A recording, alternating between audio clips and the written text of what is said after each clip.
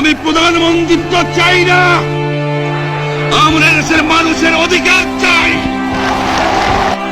7 কোটি মানুষকে দাবায় রাখতে পারবো না। মনে রাখবা, রক্ত যখন দিয়েছি, রক্ত আরো দেব। এদেশের মানুষকে মুক্ত করে ছাড়বো ইনশাআল্লাহ। এবারে সংগ্রাম আমাদের মুক্তির সংগ্রাম, এবারে সংগ্রাম স্বাধীনতার সংগ্রাম।